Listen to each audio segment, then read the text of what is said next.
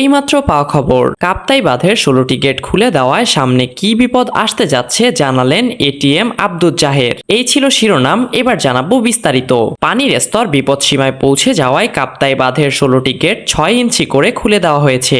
আজ রবিবার সকালে গেটগুলো খুলে দেওয়া হয় বলে জানা গেছে। তবে গতকাল শনিবার রাত 10টার দিকে কাপ্তাই বাঁধের গেটগুলো খুলে দেওয়ার কথা থাকলেও আজ রবিবার সকালে গেটগুলো খোলা হয়। বিষয়টি নিশ্চিত করেছেন কর্ণফুলী পানি বিদ্যুৎ কেন্দ্রের ব্যবস্থাপক এটিএম আব্দুল জাহের। বাঁধ খুলে দেওয়া প্রসঙ্গে আব্দুল জাহের বলেন, পূর্ব নির্ধারিত সময়ে গেট খোলার জন্য তারা গিয়েছিলেন। সেখানে পানি প্রবাহ কম থাকায় এবং রাতের যে কোনো পরিস্থিতি এড়াতে তারা সকাল 8টায় গেটগুলো খোলার সিদ্ধান্ত নেন। তবে আগের সিদ্ধান্ত অনুযায়ী 16টি গেট 6 ইঞ্চি করেই খোলা হয়। এদিকে কর্ণফুলী পানি বিদ্যুৎ কেন্দ্রের সরবরাহকারী পরিচালক শওকত কবির জানান, রাত 10টায় হ্রদে 108 MSL পানি ছিল এবং পানির ইনফ্লো ছিল 0.6, যা প্রত্যাশা থেকে কম। তাই রাত্রিকালীন পরিস্থিতি বিবেচনায় সকালে খোলার সিদ্ধান্ত হয়। কর্ণফুলী পানি বিদ্যুৎ কেন্দ্র কমপক্ষে ধারণা করেছেন, কাপ্তাই হ্রদের 16টি স্পিলওয়ে বা জল কপাট খুলে দেওয়ায় প্রতি সেকেন্ডে 9000 CFS পানি হ্রদ থেকে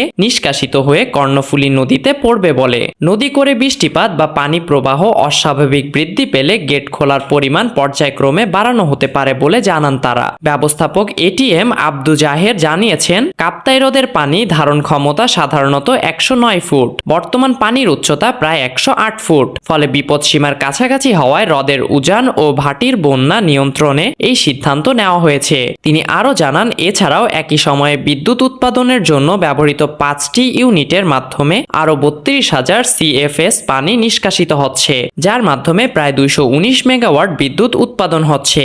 এই ছিল সর্বশেষ খবর। পরবর্তী আপডেট পেতে চোখ রাখুন বিবিসি ভাইরাল নিউজ চ্যানেলে এবং সাবস্ক্রাইব করে বেল আইকনটি প্রেস করতে ভুলবেন না।